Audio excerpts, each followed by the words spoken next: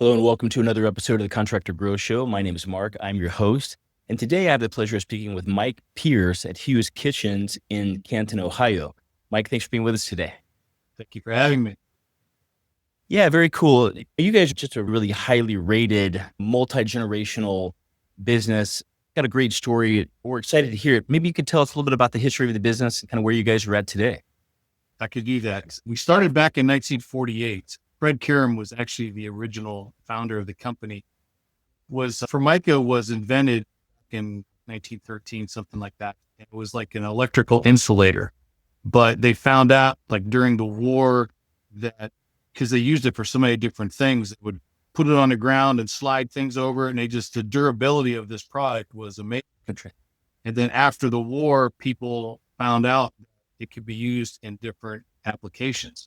So in 1948 is when Joe Karam came around, and he helped create the manufacturing process and used it into countertops.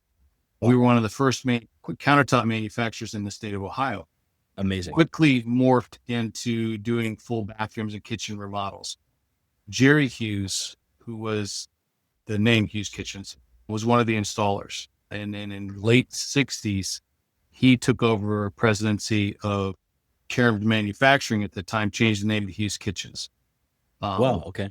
And then through that, with being heavily involved in manufacturing, he worked with other manufacturers in Chicago and places like that.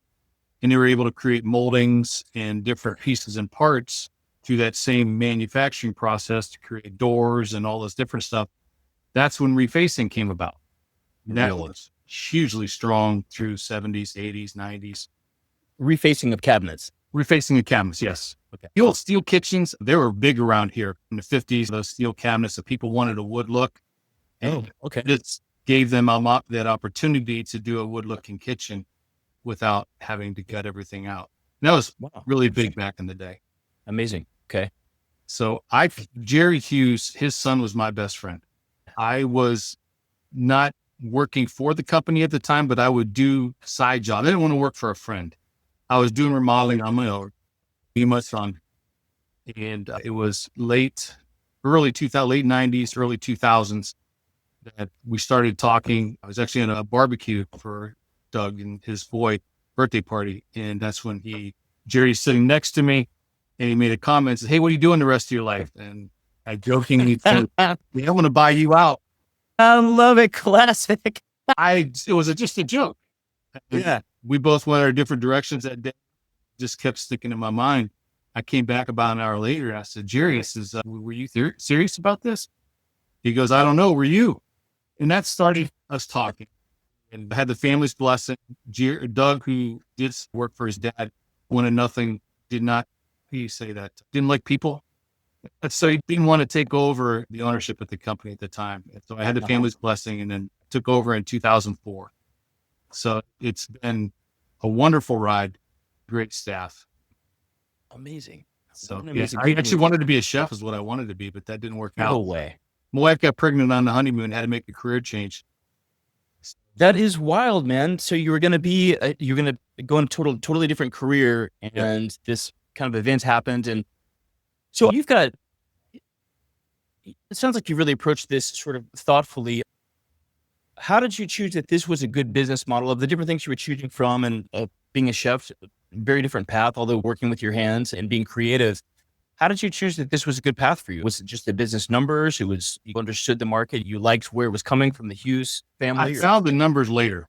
I fell in love with the industry first. Okay. I guess you got to first find what you love and then find a way to make money doing it. Yeah. But the guy I worked for was a guy, his parents came from Hungary. Is when I first got into that industry. So again, my wife got pregnant, needed a job. And so up north, Fairlawn is north of Canton, where we're at. He hired me on as an apprentice. First job I ever did was the vice president of Firestone, huge mansion, doing custom work. I didn't realize what I was learning at the time. All custom, all high-end work. I still remember he's teaching me to build cabinetry, and I'm sitting in a shop and I'm working on he's sitting in the corner, he's carving on this piece of wood. And I'm so angry. I'm like, because he's not doing it. He's just sitting there carving. I didn't realize he's carving this beautiful, elaborate molding.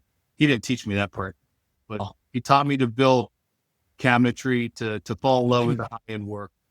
And I couldn't get away from it. When I came back to town, looked at the industry again in restaurants.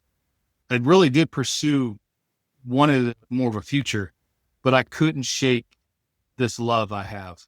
I actually drove truck for a little bit because I needed pension and benefits, but I couldn't get out of remodeling. That was my true love. And this opportunity came from that cookout. And we talked for well over a year to work it out. And Jerry already had a successful business. And I love the plan that he put in place. It was a 3-year buyout. The first year, I did nothing. I was a designer by trade. I loved the design. So that's all I did. And then he ran the company and I was just a fly on the wall. I watched what he did, watched how he operated, watched the numbers. And then the second year, I took on more responsibility. The third year, I ran it. Wow. So that was a great gradual progression to learn. And it's been a very wonderful learning curve. That is amazing. Taking feverish notes over here. So 3-year buyout plan. So Jerry had this laid out and then it worked out ultimately. It was a year for you to just fully apprentice, learn from him. Second year to take on a lot of responsibility. Third year to run it yourself and then to have him there watching. And at the end of 3 years, you understood the business and you were all jamming. Yes. But I still had to learn because I call it a false positive. Know your numbers. You got to know your numbers. That's the biggest thing, because this false positive, you can have just a rush of cash flow coming in and you're thinking, oh, things are great. But if you don't know your numbers, people are putting money down to start the projects. We were booked out well over a year thinking we're just riding off under the sunset now, but not realizing these jobs that were being sold were being undersold. So the profit's not there. So when you start producing those jobs that you sold, that you think, oh, things are all good, not realizing that the money's not there. It's easy in this industry. Things are expensive. And to process that yourself, I buy things. And it's like when you see expensive stuff, you can easily feel bad about that. But profit's not a bad word. You have to be able to pay your bills. You have to be able to pay your people. So you have to be comfortable with knowing things are expensive and you want to keep trimming back to make that customer happy. But the customer won't be happy when you're out of business 5 years from now, when they need a repair or they want additional work done, but you didn't have the profit to stay in business to handle that down the road. So you've got to know your numbers. Well, so Mike, I'd love to dig into this, and it's obvious what you're saying, and it's clearly great wisdom. So I don't want to oversimplify, but what do you mean know your numbers? How specifically is that a cost to get a job done? Yeah, you got it to be able to, at the end of the job, did you make a profit? But then you have to drill down that more. It's like profit per day. You could have a job that's, say, a $300,000 project, massive project. And you think you did really good. You look at your profit margin at the end, but then what you don't realize is this job drug on for a lot longer than what you initially anticipated. So we call it key performance indicators. And that's when we look at how much profit per day that you look at that you made on a job. And there's a number that we got to hit to stay in business. And so that's the key is you look at the end of the project and you think, well, we made 35 or 40% profit on the job. That's cheap. They ran over 3 months. So that profit margin that you think you did was now just that pie was cut so thin that you hardly made anything per day. That's what will do you in. So you got to really know truly what your numbers are. Wow. Okay. Amazing. And then maybe you could just tell me a little bit about just the service offering. I love that you guys are so narrowed down into a really tight niche, right? Yes. It's not everything to everybody. It's a really tight thing that you guys do. Maybe you could tell us a little bit about that. And it's just, I guess from my experience, I'm not a big fan. There's great builders out there, but I've built a few homes in my life. To me, I hate to say the word boring. Anybody can build a box. They build these cool things and they just build a house around it or do an addition. So you're building a box onto a house. And I prefer to go into a house and reinvent it. you're landlocked. So we can work within a house, tear out load bearing walls, move things, plumbing, electric, drywall. We handle all that, flooring. But like I said, we're not going to go outside of the foundation. So working within that foundation, creating amazing spaces. My staff, they're killer. Absolutely amazing what they deliver. And having the designers on staff that can think to reinvent those spaces, it's a blast. It really is. Wow. That's why I do what I love. And my guys could do that, to go outside the foundations, but I like coming to work. Yeah. That's why we do that. Wow. So you guys won the Community Choice Award in 2024. Love it. Official Community Choice Awards. Look like you guys for Stark County. It looks like you guys are hoping to maybe win this award. I thought I saw that you guys maybe even vying We made for the that again finals this year. Amazing. What was that like for you guys and the team to win that award? It's very great. When the community recognizes what my staff does. That's, to me, I'm just one guy. Yeah. I can't do nothing without these people that are around. And having other people, I could say praise all I want, but it's when it comes from the people they work for, it comes from the community. That, to me, is, how do you put it into words? It really makes the guys feel great. I want them recognized for what they do. Fantastic. And then I saw you guys have got 120 almost perfect reviews on Google, right? We all know Google. We kind of operate in the space here, rocket science, but Google, these all have to be really legit reviews these days. Yeah. That's all kind of understood, but it's hard to get 125-star reviews. What's your secret? How do you infuse those values into your team? Yes. Such that when they're out on the job site and you're not there, if you're not, then how do they carry on the sort of reputation of Hughes Kitchen Bath so that you guys get those reviews? I'm big on company culture, and you can find great skill sets, but I'm more about the person. Skill sets a lot can be trained. So great staff. And with the reviews, when the worldwide waste of time came around, it's a different world. And learning to navigate that is challenging. And we wanted to get reviews. And you can't pay per reviews. You just can't do that. Yeah. But I'm like, how do I incentivize the reviews? And we're talking to clients, we're putting these things out here. My dad always says, if you make somebody happy, you'll be blessed if they tell 2 people. If you upset them, they'll tell 200. And that's just the way it works. Yeah. So to try to get those happy people to take that time to tell their story, to tell anybody, just to get any client to tell their story. And that's where I more incentivize my guys.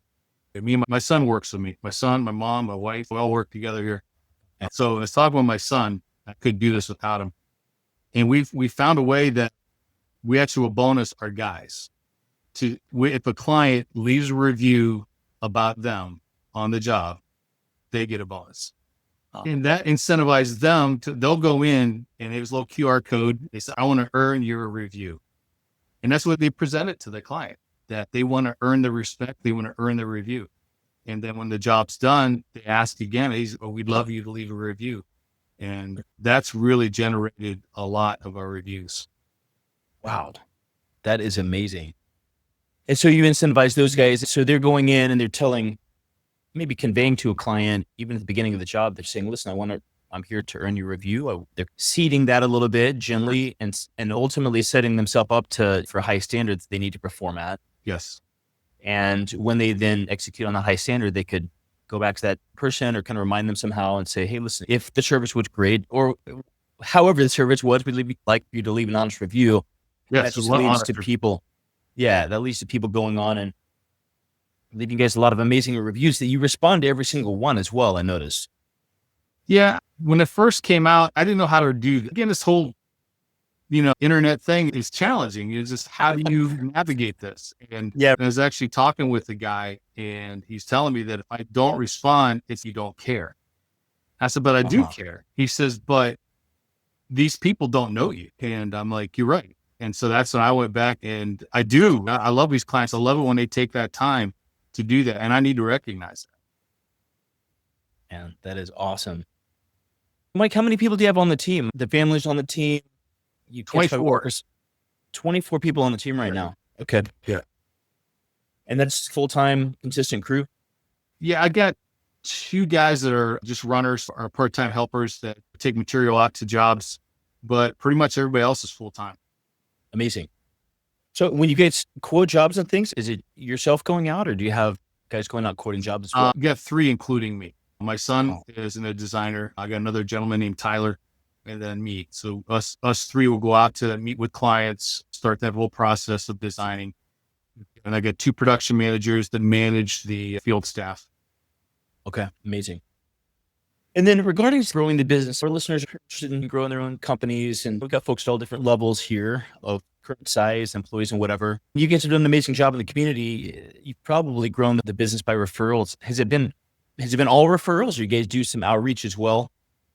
When I first took over in '04, I actually did do a lot of marketing because I actually had to rebrand the company. Because I mentioned before with Jerry Hughes with refacing, that was the primary thing that he did through the 70s, 80s, 90s, even at early 2000s when I came on. But I could see that refacing still, and we still do it. But it's going to be a small part. And our staff, their skill set was off the charts. And that's what I wanted to market. I wanted to market them.